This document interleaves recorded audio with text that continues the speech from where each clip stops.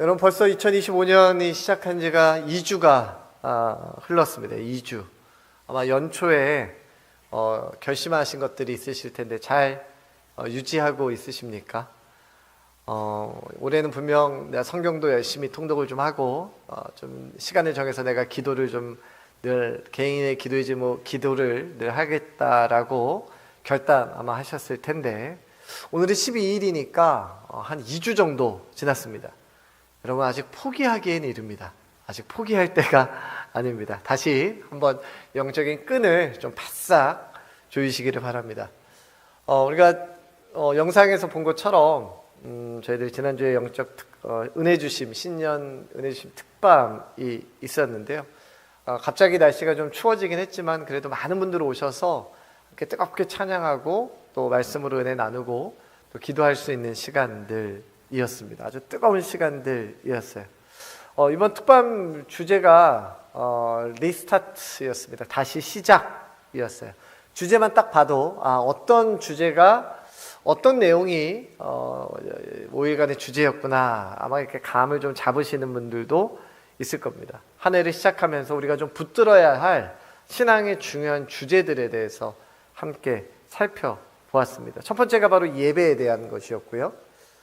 둘째가 성경, 하나님의 말씀, 또 그것을 우리가 묵상하는 삶에 대해서 둘째 날 저희들이 했고요. 셋째 날은 저희들이 신앙에 있어서 정말 중요한 기둥입니다. 바로 기도에 대해서 함께 나누었고, 네 번째가 교회 안에 작은 교회라고 합니다. 우리 소그룹, 작은 공동체 모임이 우리에게 꼭 필요하다라고 말씀드렸습니다. 우리가 이렇게 같이 모여서 주일날 이렇게 같이 모여서 함께 예배드리는 건 너무너무 중요하고 좋은 일이지만 좀 우리의 삶을 나누고 우리의 은혜를 나눌 수 있는 작은 공동체가 반드시 필요하다라고 말씀을 드렸습니다. 주일 예배에만 참석해서 신앙생활 하시는 분들이 계시다면 올해만큼은 좀 용기를 내셔서 우리 교회 안에 작은 좀 소그룹들, 우리 교회는 기본적으로 이제 구역이라는 소그룹이 기본적으로 있고요. 뭐 남녀 전도회도 있습니다. 좀 다양한 모습으로 우리가 이런 신앙에 동참할 수 있도록, 물론 이런 소그룹들이 사회가 변함에 따라서 조금씩 교회 안에서도 변하고 있기는 하지만 저희 교회도 여기에 발맞춰서 조금씩 변화를 주고 있기 때문에 좀 관심을 많이 가지시고 동참해 주시기를 바랍니다. 그리고 마지막이 바로 이 섬김에 대한 내용이었습니다. 우리가 하나님을 사랑하고 이웃을 내 몸처럼 사랑한다라는 말이 우리에게 너무 익숙한 성경 구절, 우리 요절이지만 과연 나는 하나님을 사랑하는 일에 또 그와 같은 무게로 이웃을 사랑하는 일에 내가 열심으로 하고 있는가? 우리 이 질문에 대한 답을 선한 사마리아인의 비유를 통해서 함께 나누었습니다. 그러나 지난주 참석하지 못하신 분들이 있다면 홈페이지나 저희도 유튜브에 게시가 되어 있기 때문에 영상을 보시고 꼭 함께 은혜를 나눴으면 좋겠습니다.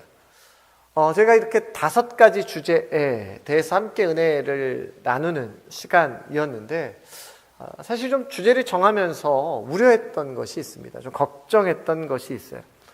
우리가 신앙생활을 오래 하다 보면 익숙함이라는 게 생깁니다. 익숙함. 어떤 신앙의 형태나 우리가 믿음 안에 사용하는 언어나 단어나 용어들이 우리에게 좀 이렇게 익숙해지는 거예요. 여러분, 교회에서 주로 사용하는 이런 종교적인 단어들, 우리가 좀 익숙하기 쉬운 종교적인 단어들이 뭐가 있을까요? 예를 들면 은혜라는 말 너무 많이 쓰지만 이것이 너무 많이 쓰다 보니까 은혜가 가지고 있는 무게감이 점점 약해지고 있다라는 생각이 듭니다.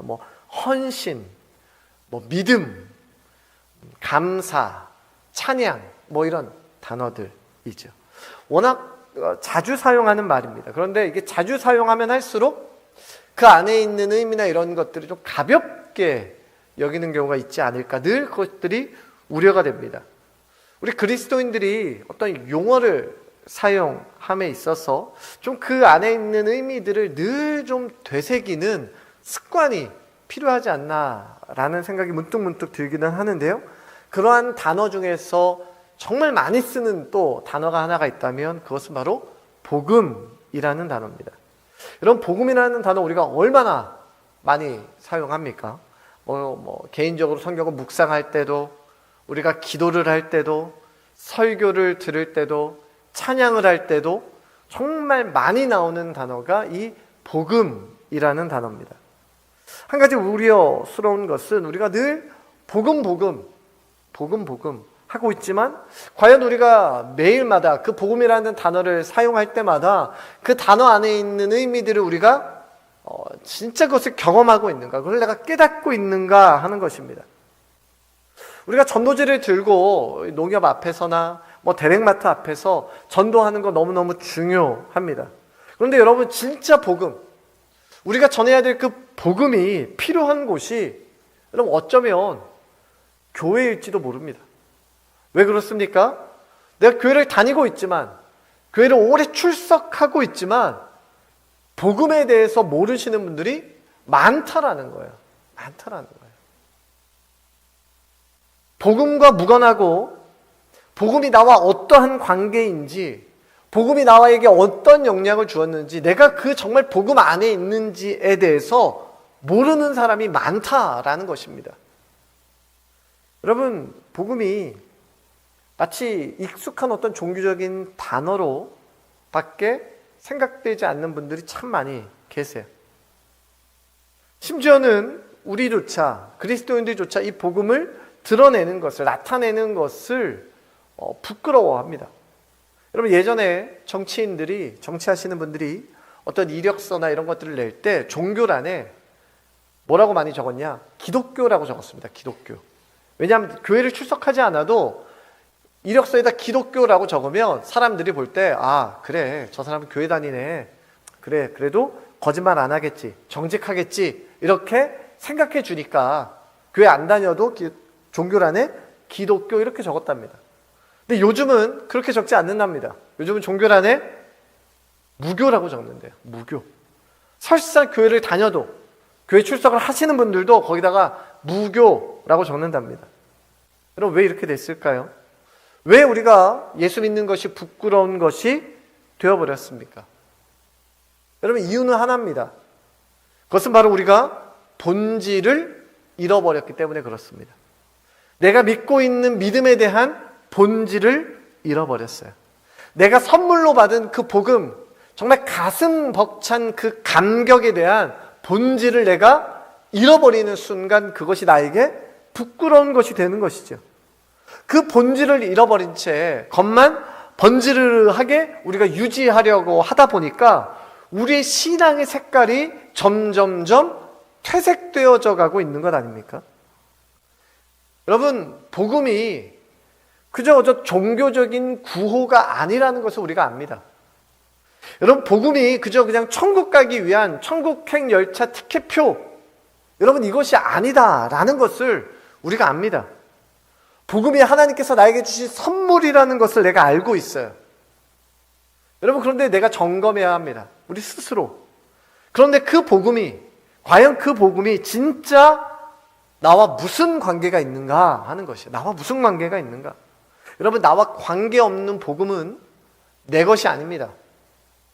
나와 관계없는 복음은 내 것이 아니에요. 여러분, 오늘 우리가 읽은 본문에서 바울이 말하는 것이 바로 그겁니다. 23절 이렇게 기록합니다. 내가 복음을 위하여 모든 것을 행함은 복음에 참여하고자 함이라. 내가 복음을 위하여 이 모든 것을 행함은, 여러분, 바울이 모든 것을 지금 행했다라고 이야기합니다. 여러분, 바울이 행한 내용이 무엇입니까? 내가 모든 것을 행했다고 하는데 그 내용이 뭔가? 그 내용이 바로 이 9장, 우리가 읽은 고린도전서 9장 전체의 내용입니다.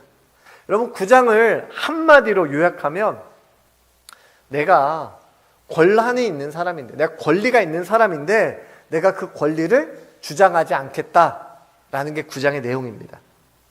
내가 먹고 마실 수 있는 권리가 있고, 베드로처럼 자기 가족, 자기 아내와 함께 다니면서, 가족과 함께 다니면서 복음을 전할 권리도 나에게 있고, 내가 일하지 않고 성도들의 도움을 받아가며 살아갈 권리도 나에게 있지만 내가 그 모든 권리를 주장하지 않겠다.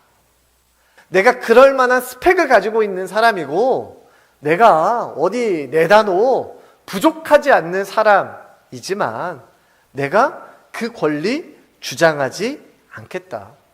오히려 바울은 무엇이라고 말합니까? 내 모든 그 권리들, 내가 가지고 있는 스펙들, 그거 다 배설물로 여긴다라고 말하는 것이 바울입니다. 빌립보서 3장 7절부터 9절까지는 이렇게 기록합니다.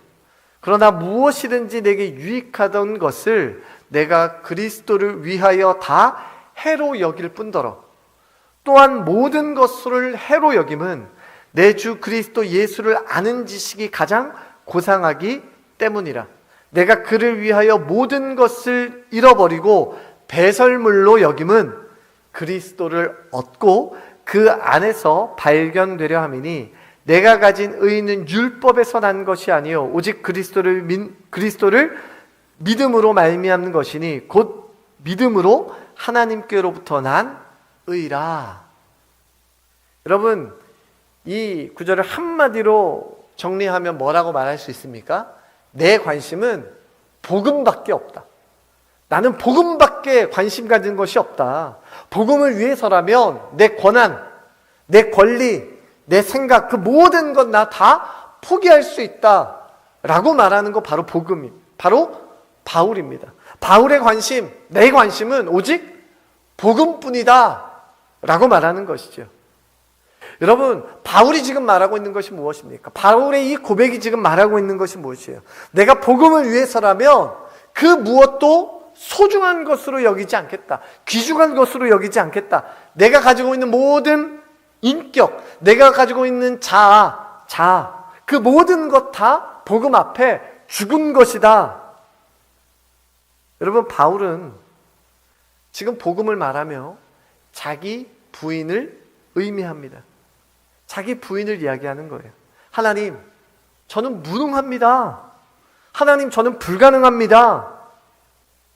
여러분, 그렇다고 해서 여러분 무기력하고 헷갈려 하시면 안 됩니다. 내가 자아가 죽었다라고 해서 난 모릅니다. 제가 할 줄 아는 게 없습니다. 그러니까 하나님이 그냥 알아서 하십시오. 여러분, 이런 무기력과는 다릅니다. 자포자기하는 게 아니에요. 내가 무능하기 때문에, 내가 부족하기 때문에 능력의 하나님만 의지할 수밖에 없습니다 라는 뜻입니다. 여러분, 우리가 가지고 있는 이 무능함, 내 자아의 죽음, 여러분, 이것의 출발점이 어디입니까?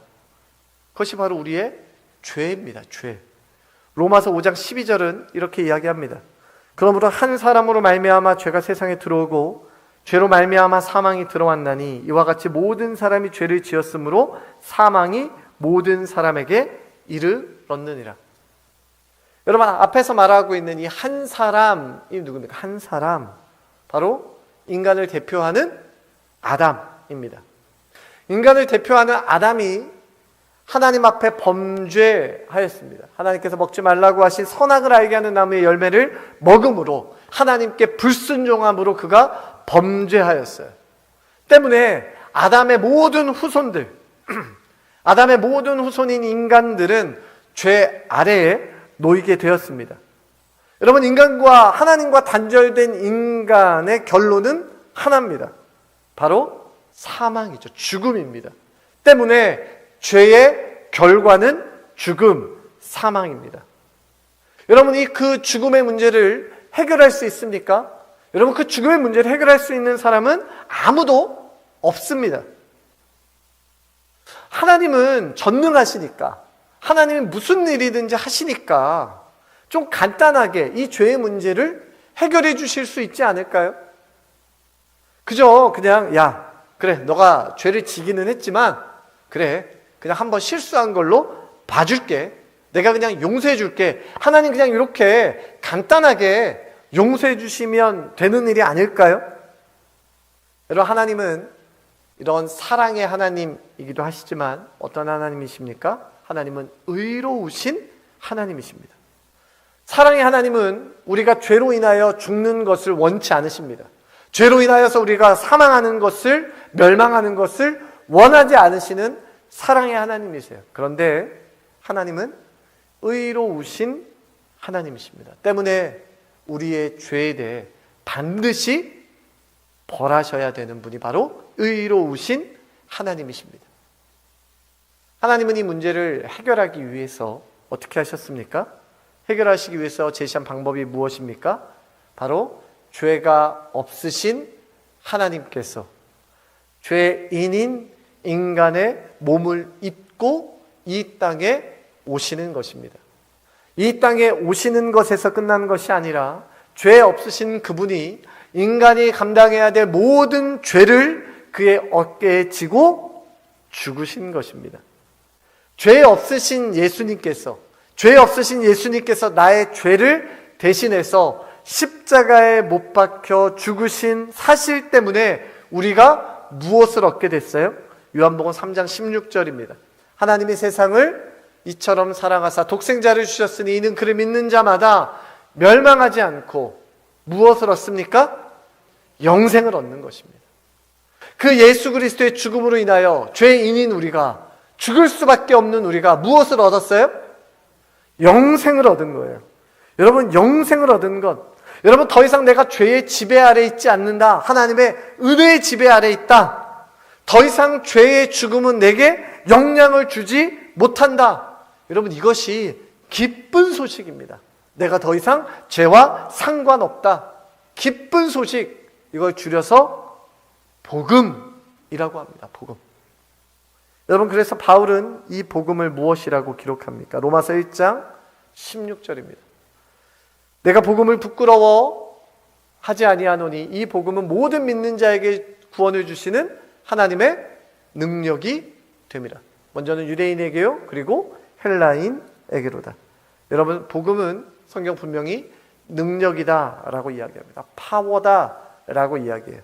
무슨 능력입니까? 세상 속에 살아가는 우리들이 복음을, 우리가 그리스도를 부끄러워하지 않는 것이 바로 복음의 능력인 것입니다.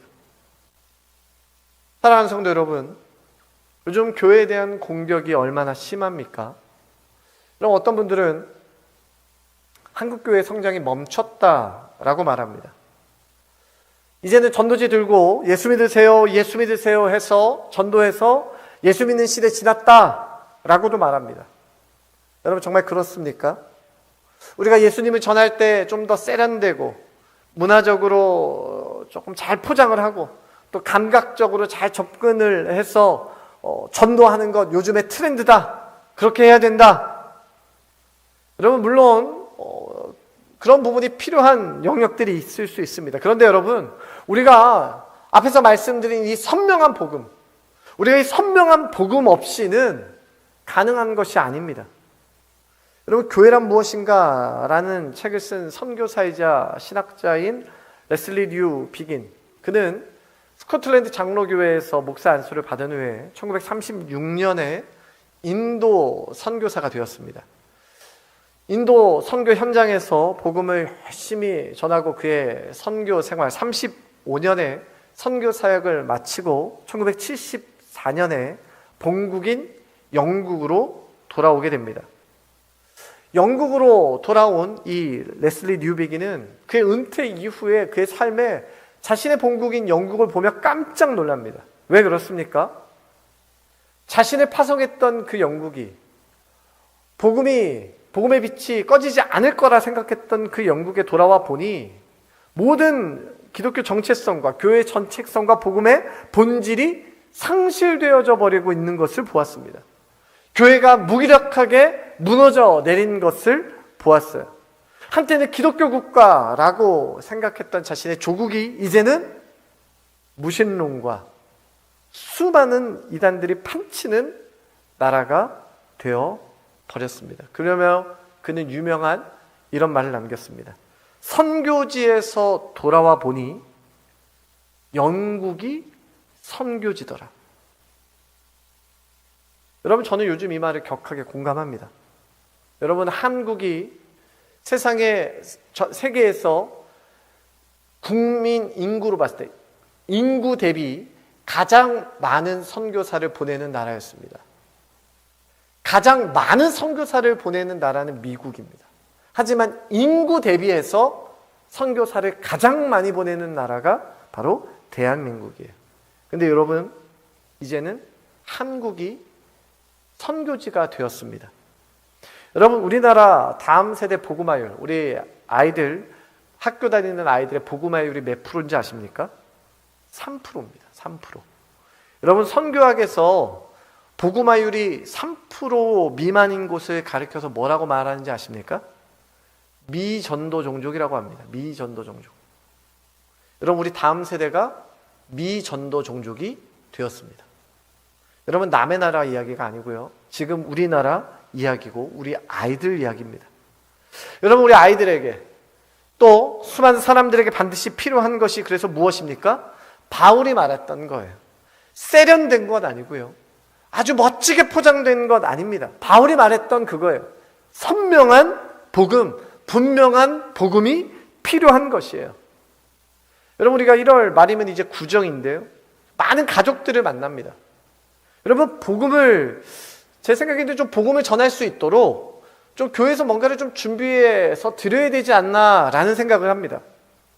왜요? 불신 가족들, 믿지 않는 가족들에게 복음을 전할 수 있는 유일한 시기이기도 하고 유일한 사람이 바로 여러분이기도 합니다.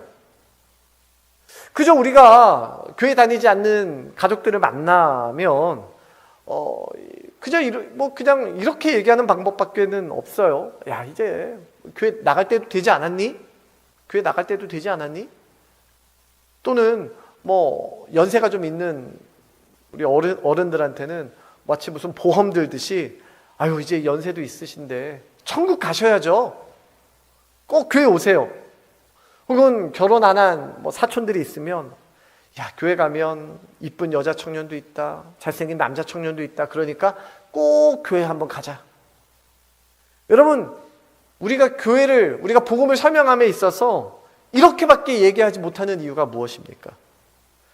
내 안에 복음을 전할 말이 내 입에 없기 때문 아닙니까?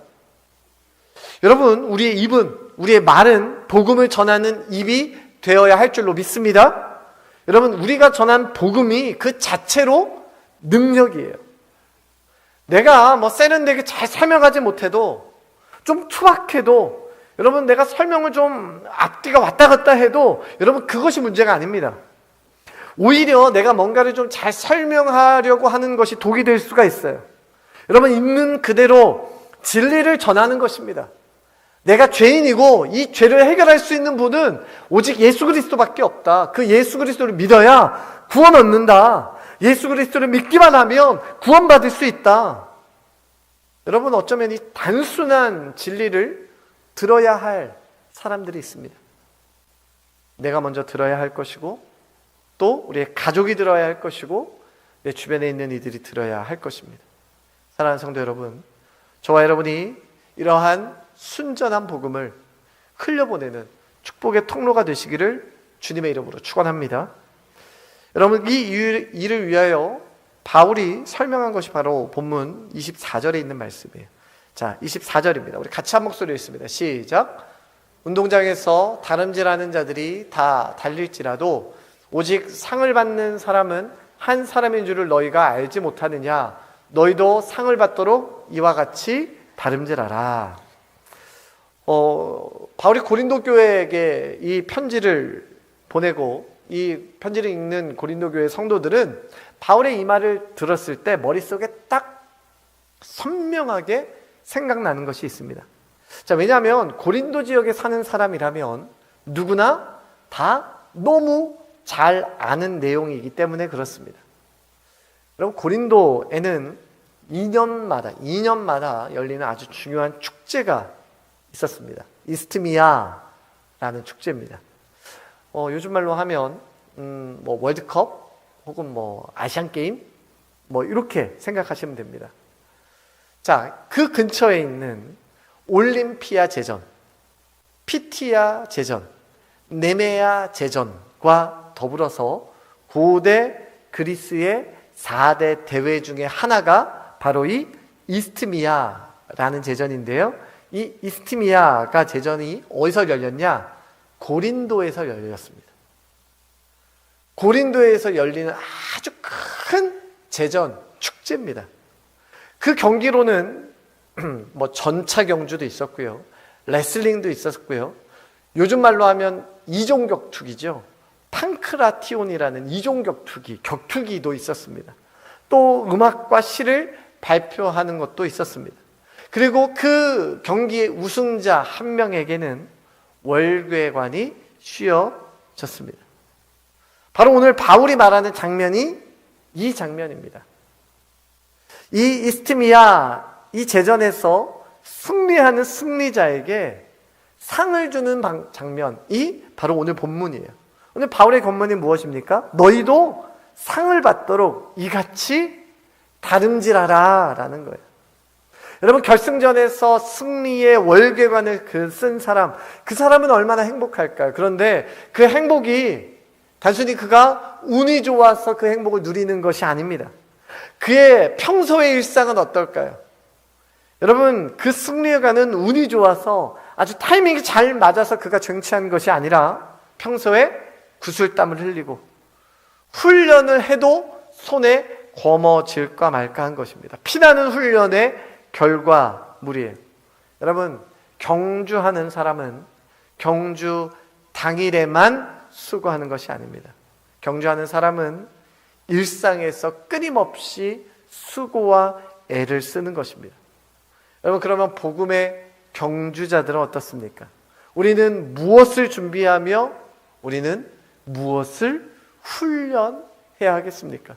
베드로전서 3장 15절 베드로 이렇게 고백합니다.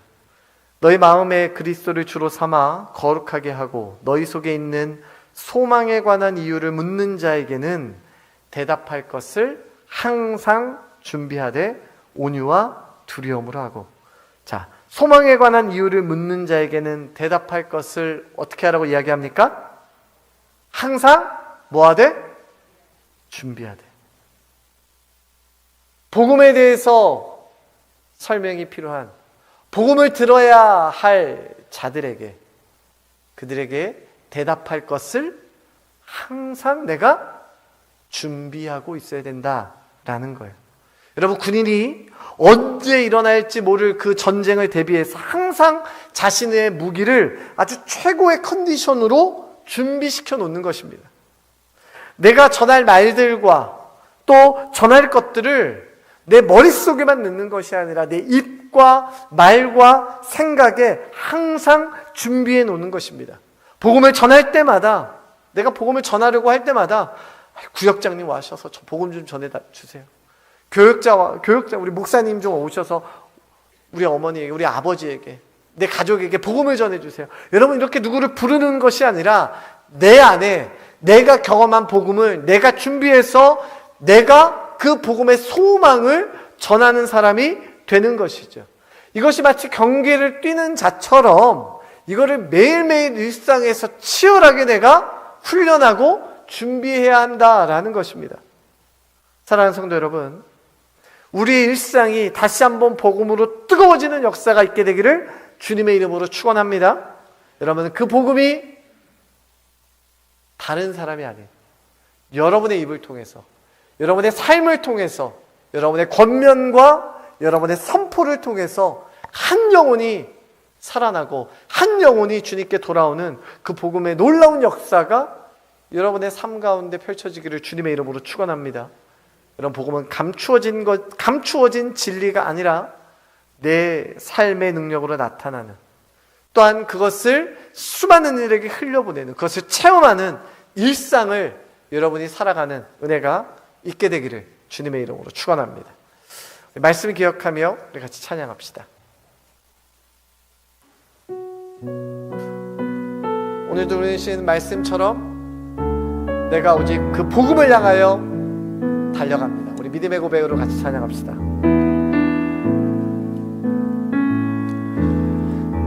내게 유익하던 것을 다 해로 여기네. 구주를 위하여 모두 다 버리네. 모든 것을 잃어 잃어버려도 아깝지 않음은 예수를 아는 지식이 가장 고상함이라. 육체를 신뢰하지 않고 겸손한 마음으로 부활의 능력과 고난에 참여하며 그의 죽으심을 본받아 그리스도를 얻고 예수의 안에서 발견되려 함이라. 표대를 향하여 그리스도 예수 안에서 부름의 상을 위하여 달려가노라. 이전에 있는 것은 모두 잊어버리고 앞에 계신 그리스도께로 달려가노라. 표대를 향하여 표대를 향하여 그리스도 예수 안에서 부름의 상을 위하여 달려가노라. 이전에 있는 것은 모두 잊어버리고 앞에 계신 그리스도께로 달려가노라. 표대를 향하여 표대를 향하여 그리스도 예수 안에서 부름의 상을 위하여 달려가노라. 이전에 있는 것은 모두 잊어버리고 앞에 계신 그리스도께로 달려가노라. 이제 우리 말씀을 기억하며 우리 같이 기도하겠습니다. 여러분, 복음은 자기 부인으로부터 시작이 됩니다.